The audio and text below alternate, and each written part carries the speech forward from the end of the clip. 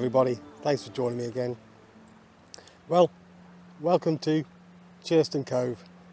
It's a lovely evening here in Brixham. But the week didn't start off quite as well as I thought. I nearly didn't even post a vlog this week.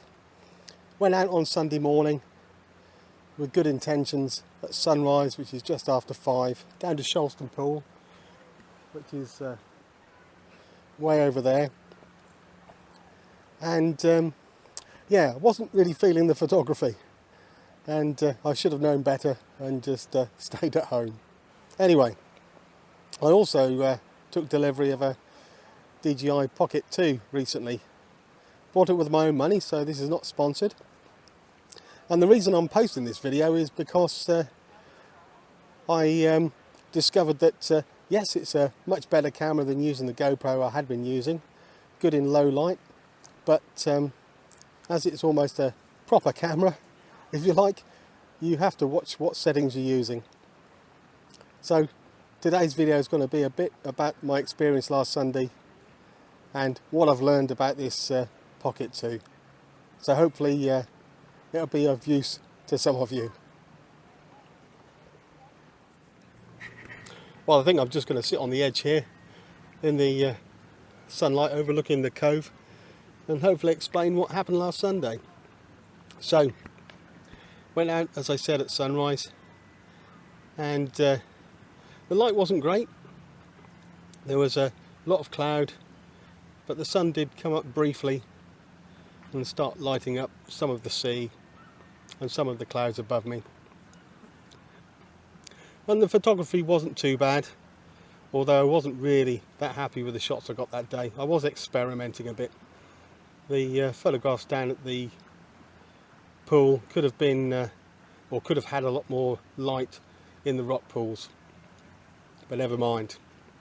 But the big thing I learnt straight away was I'd had the Pocket 2 set on auto settings. I was using Pro mode, but the only thing I was using was to compensate the exposure. It was very bright, so I'd underexposed the shot by a couple of stops.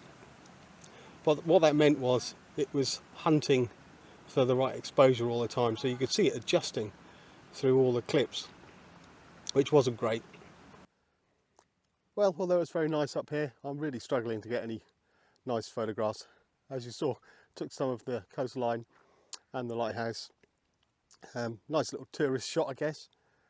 But the other thing was the sound. I'd attached this microphone to my t-shirt here, and the first two clips I'd taken were really strange. The sound either sounded like it wasn't connecting properly, or maybe it was just rubbing against my t-shirt and introducing sound which the Pocket 2 couldn't cope with.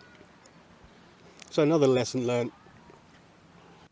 I've just popped down to Shorty Pool in Brixham this morning for what's meant to be sunrise. I'm hoping the sun's going to pop up just in that gap over there and light up all these clouds. I've got about 2 minutes to set up, so let's get on with it and see what I can find. Well, I found this little rock pool just as some foreground interest. I've come up in just 2 days as a small 16mm super lens and my 200 to 600 Sony. So the other thing I did, as I said, was underexpose the shots by a couple of stops, which was fine, and I was able to recover that in post-processing when I was developing the film, but could have got that better in camera. The Pocket 2 has a very small screen, and although I can see it now and I can see I'm in focus and the shot looks to be exposed correctly, I'm not absolutely sure. So I've decided that I'm going to use a fully manual mode. So I was trying to get 1/50th of a second shutter speed because I was at 25 frames per second to give it that cinematic look, and then adjust the ISO to get the exposure right but in this bright sunlight at 100 ISO it wasn't enough, and still too bright, so I've had to up the shutter speed to I think 1/1250th of a second, which is really fast. So this will have a very clear but not very cinematic look, but it's the only way I could get the correct exposure without using ND filters, which I will have to buy so that I can film in this light and get that cinematic look. The other thing I've done is put it into cine-like mode, which is a bit like filming a raw file. So the actual raw file will look a little less colourful and a bit flat, but it's captured more data, so in processing I can bring out those colours and do some colour grading and do more with the film.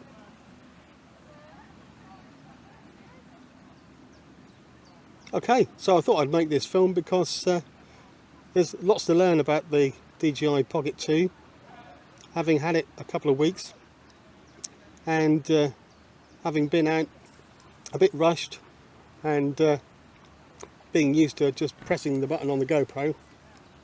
This is a different camera altogether. You do have to think about what you're doing. However, the rewards are much better shots, some lovely panning shots I got in Dartmoor last week, and some push through shots which were really stable and really added to the film. So let's go over to the pool last Sunday morning and see what film and photographs I was able to capture. I started off with this rock pool. There's some foreground interest. I put a circular polarizer on to control the reflections, and started at f11 to try and get the whole photograph in focus. And you can see what I was trying to do. Sun coming up in the background, plenty of sky, and I was trying to get the reflections in the pool. Unfortunately, didn't quite go to plan, but still not a bad shot to start with. I also just looked at the whole beach by Churston Pool and thought that this composition with the three rocks leading from the left hand side up towards the sunrise was quite nice. And again, f11, this was a 1/10 of a second ISO 100. Well, not sure that worked very well. The sun came out for a bit and now he's going back into the cloud. And I don't think I got the reflections in the pool that I really wanted. But never mind. It's still early, so we're going to head up to Berry Head and see what we can find there.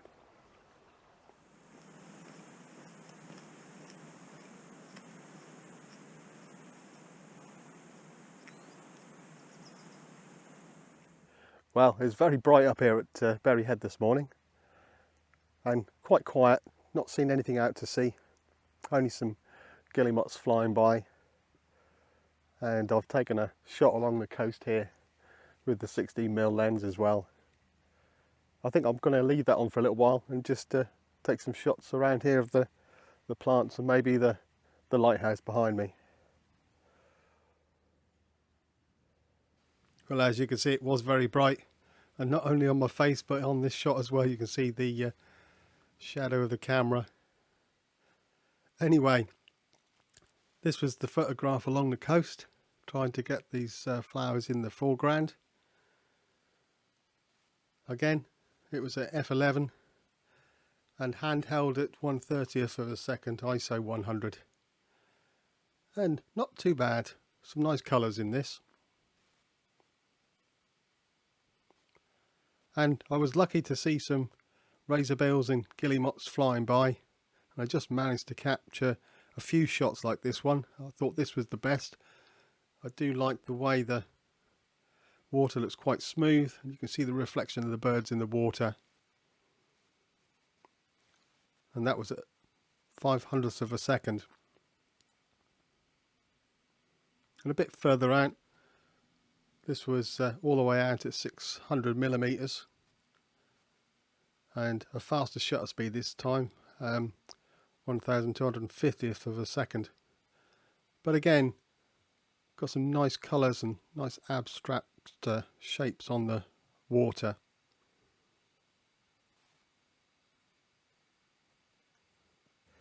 So I started experimenting.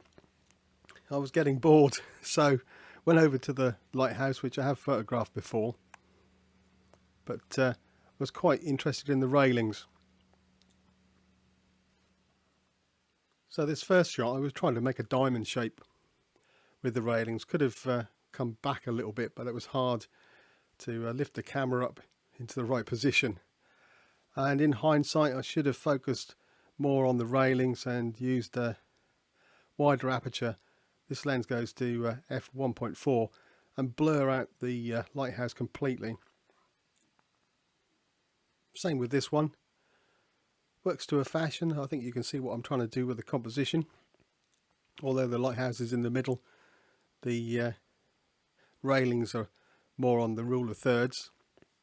And again, could have used a shallower depth of field to blur out the lighthouse. But good to experiment.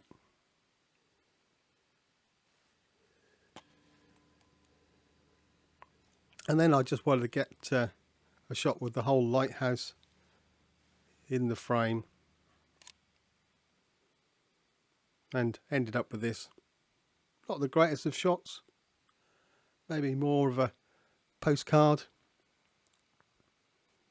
and the light had just dimmed slightly, so I should have taken another shot. But still having fun, just experimenting. Well, in the end, I did manage to get a couple of shots of some porpoises way out in the distance, and the swifts that were flying by here, just silhouettes, but good fun trying to get the photographs.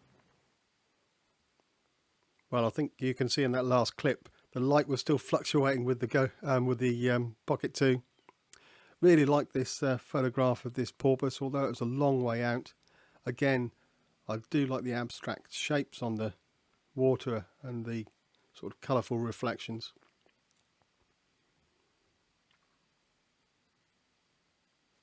And lastly, these swifts were flying around.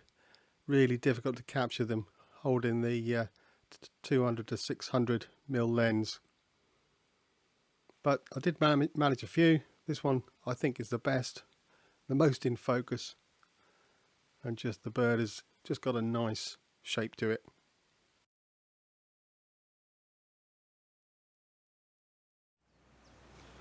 Well, I hope you enjoyed the video, and we've all learnt something, especially about the Pocket 2. And don't forget to subscribe to the channel. It costs absolutely nothing. Give me a like, because that helps YouTube promote the videos. But hopefully I'll see you again next week. But for now, cheerio.